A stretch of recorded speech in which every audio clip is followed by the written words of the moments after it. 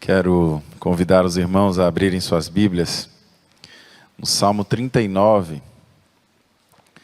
O verso que vamos ler serão, na verdade, vários, mas vamos começar a leitura bíblica pelo verso 7. Salmo 39, o verso 7. E nessa noite de quarta-feira, às vésperas do ano novo, não é? Estamos aí na última semana do ano. Eu quero conversar com os irmãos e irmãs sobre o salmista Davi, quando ele nos descreve um autorretrato seu. E vamos ver o que diz o texto. Salmo 39, verso 7, que diz assim: E agora, Senhor, o que posso esperar? A minha alma espera em Ti. Amém? Feche seus olhos. Vamos orar mais uma vez. Pai querido, muito obrigado, Senhor Deus, por todos os momentos que já vivenciamos aqui neste culto, em adoração ao Teu nome. O que nós te pedimos nesse momento é que a Tua palavra, Senhor Deus, fale aos nossos corações.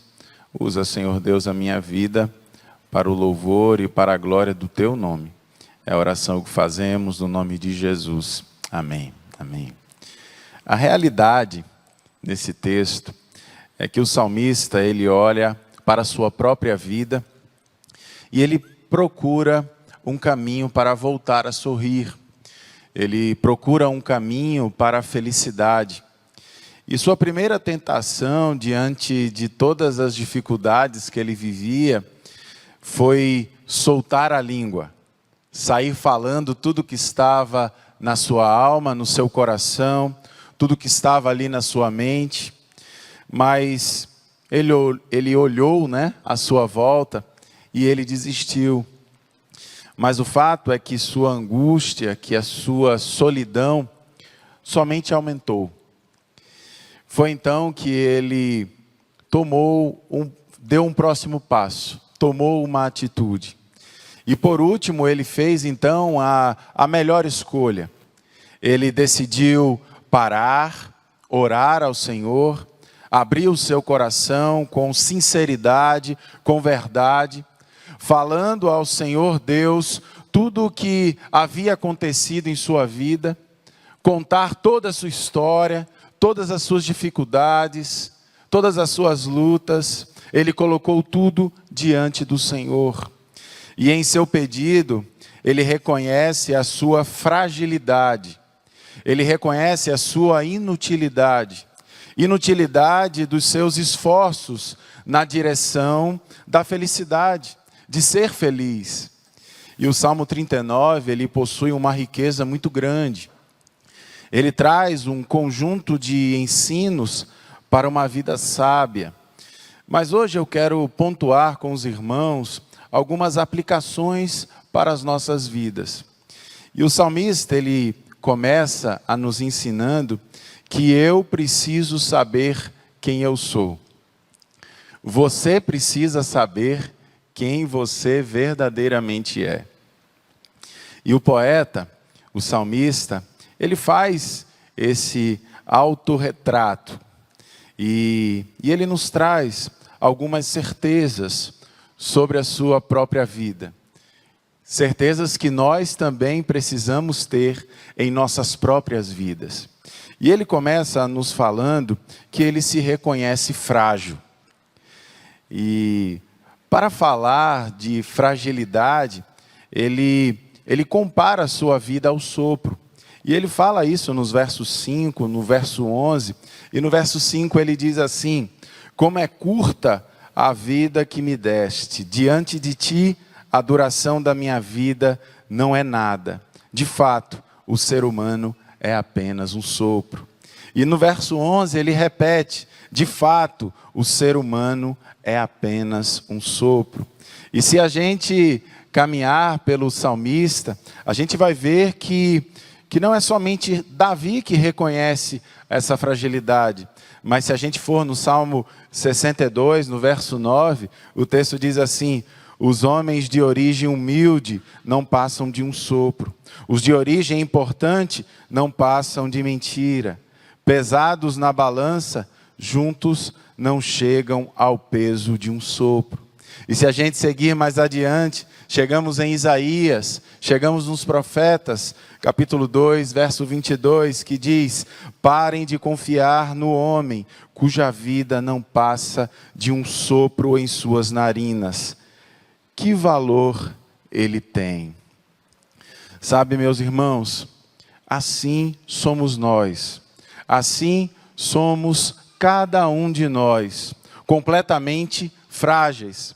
Às vezes pensamos que somos fortes, que podemos fazer todas as coisas, mas o fato é que o texto bíblico nos ensina que nós somos frágeis. Somos tão frágeis que muitas vezes inventamos a arrogância para negar a nossa fragilidade, para negar que somos fracos. Mas diante deste autorretrato, o salmista também, ele nos fala algo bem interessante. Ele nos fala que somos altamente influenciáveis. E ele, o poeta, ele começa o seu salmo com uma dupla promessa. E ele fala lá no verso 1, ele diz assim: vigiarei a minha conduta e não pecarei em palavras. Calarei a minha boca enquanto os ímpios estiverem na minha presença. Sabe, meus irmãos, nós vivemos cercados de pessoas. Vivemos cercados de pessoas em todos os lugares. Dentro de nossa casa, no nosso trabalho, na escola, na igreja. E cada pessoa traz aquela experiência pessoal com você. E essa experiência, muitas vezes, é uma experiência cercada de expectativas, de julgamentos sobre a sua pessoa. E o salmista, ele está nos advertindo e chamando a nossa atenção que as pessoas de boa índole, o salmista, ele não teme, mas ele sabe que ele precisa tomar alguns cuidados com pessoas de má índole. Ele sabe que ele precisa ter prudência ao falar com alguns tipos de pessoas. E ele descreve isso no texto sagrado. O salmista, ele sabe que essas práticas, elas são realmente muito perigosas. A maledicência, a usura, a cobiça, a mentira, os julgamentos são muito perigosos. Por isso, meus irmãos, tomem cuidado, tomem muito cuidado com isso. Todos nós somos influenciáveis. Nenhum de nós está imune à influência. Qualquer um de nós pode cair na armadilha de pensar como os agentes da contenda pensam. Todos nós somos tentados, podemos ser tentados a agir como eles agem, a fazer como eles fazem. Lembram-se do texto, do verso 1, que diz: vigiarei a minha conduta e não pecarei em palavras. Calarei a minha boca enquanto os ímpios estiverem na minha presença. Mas eu quero prosseguir te dizendo que no seu autorretrato, ele também se reconhece pecador. O verso 8, ele diz assim: livra-me de todas as minhas transgressões. Aqui ele demonstra a consciência. E no verso 11, ele deixa claro a todos nós que o pecado, ele tem sim as suas consequências. Existem sim os frutos do pecado. E aqui está o grande ápice do texto. O pecado não confessado é um impedimento para que tenhamos comunhão com o Senhor. O pecado nos impede de ter um relacionamento íntimo e verdadeiro com o Senhor. O pecado, agora já o pecado confessado, O pecado, quando nós o confessamos, é uma porta aberta para termos um relacionamento íntimo e verdadeiro com o Senhor. Quando confessamos ao Senhor aquilo que se passa dentro de nós, nas nossas vidas, nos nossos corações, isso é uma porta aberta para que tenhamos um relacionamento verdadeiro com o nosso Deus.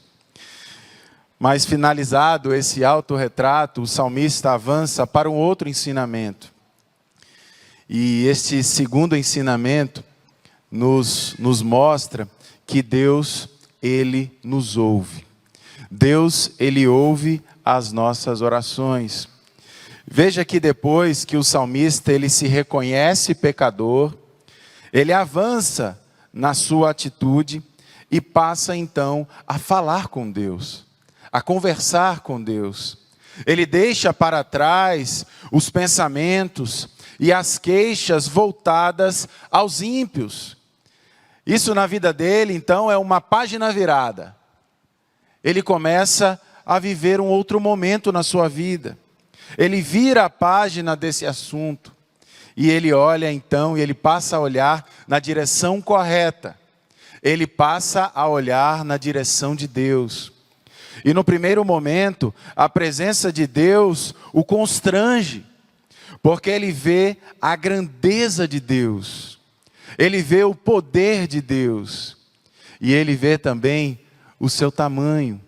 Ele se percebe pequeno demais, frágil demais, com suas debilidades, com suas dificuldades. Veja só o que diz o verso 3. Ele diz assim: meu coração ardia-me no peito, e enquanto eu meditava, o fogo aumentava.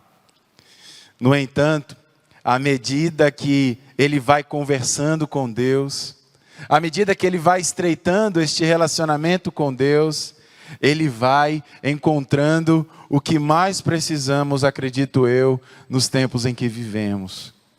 À medida em que ele vai se colocando diante de Deus, ele vai encontrando a paz que todos nós precisamos, ao ponto de concluir que em Deus estava a sua esperança. Isso foi fruto de algo racional, de algo que ele pensou, que ele refletiu. Esta certeza, meus irmãos, nasce de uma convicção. A convicção de que Deus está a nos ouvir. A convicção de que Deus ouve os nossos clamores. De que Deus ouve aquilo que está dentro do nosso coração. Por isso o salmista, ele pede ao Senhor. Por isso o salmista, ele se coloca diante de Deus. Veja só o que diz o verso 12. Diz assim: ouve a minha oração, Senhor. Escuta o meu grito de socorro. Não sejas indiferente ao meu lamento, pois sou para ti um estrangeiro, como foram todos os meus antepassados. Sabe, meus irmãos, em nossos dias, entendemos este verso quando olhamos para o modo como Deus vê o estrangeiro na experiência do povo hebreu. Como os estrangeiros foram libertados, quando eles foram libertados da escravidão. E a partir daí, os estrangeiros entre os hebreus deviam ser tratados como Deus os tratou. A legislação era firme a este respeito. Várias são as passagens bíblicas que tratam a esse respeito. Êxodo capítulo 22, verso 21 diz assim: não maltratem, nem oprimam o estrangeiro, pois vocês foram estrangeiros no Egito. E quando o salmista, então ele fala de si mesmo como um estrangeiro, ele está simplesmente dizendo que ele sabe. Há aqui uma convicção, a convicção de que Deus o ama, apesar dele ser um estrangeiro. A convicção de que Deus cuida dele em todos os momentos. Sabe, meus irmãos e irmãs, Não é isto que acontece também conosco, com cada um de nós? Olhamos para Deus e somos renovados em nossa esperança. É bem verdade que muitas vezes olhamos em várias direções, seguimos vários caminhos, até chegar ao ponto de olharmos para a direção correta, de caminharmos no caminho que Deus quer que caminhemos. Quando olhamos para Deus, nossas esperanças são renovadas. Somos alcançados pela certeza de que Deus cuida de nós.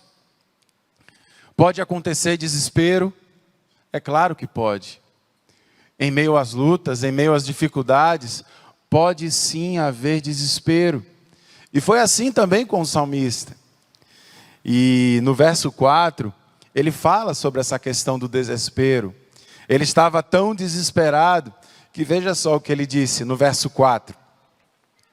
Mostra-me, Senhor, o fim da minha vida, o número dos meus dias, para que eu saiba quão frágil sou. Mas o salmista não está... O que me chama a atenção é que o salmista ele não está estagnado no desespero. Ele não está parado no desespero. Ele olha para o Senhor e ele diz lá no verso 7, mas agora, Senhor, que hei de esperar? A minha esperança está em Ti. Eu creio nisso. E quer saber uma novidade? Deus, Ele não se importa que muitas vezes a gente se coloque diante dEle e fale de verdade, aquilo que está no nosso coração. Ele não se importa com isso.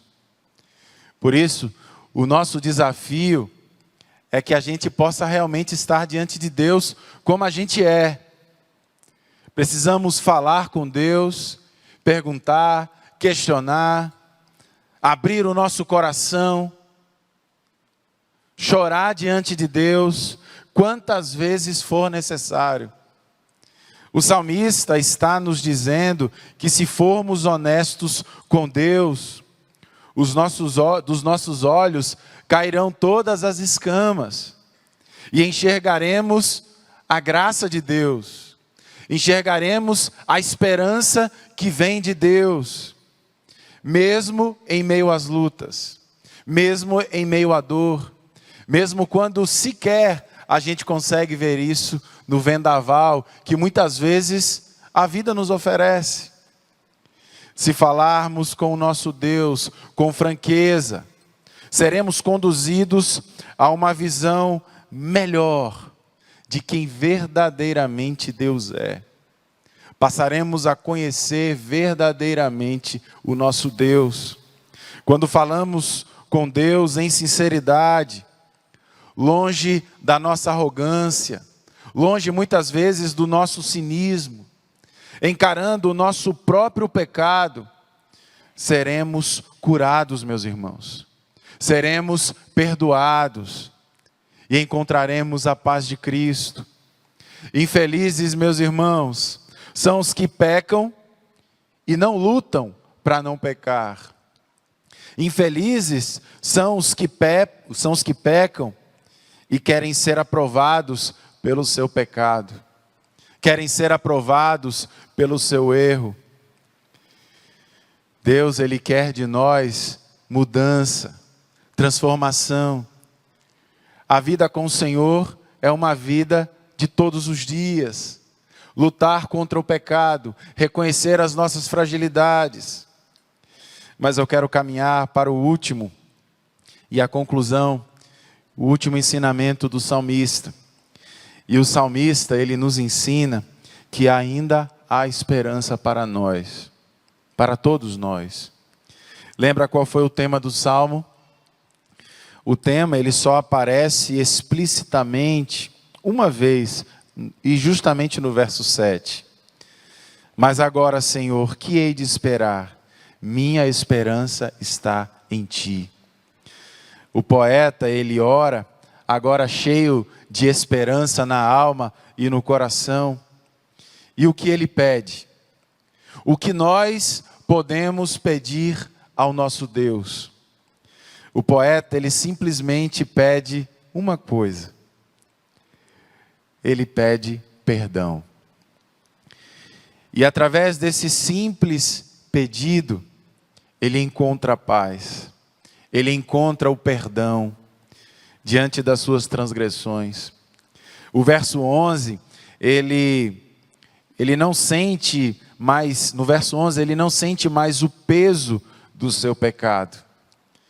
E como é bom, não é, irmãos?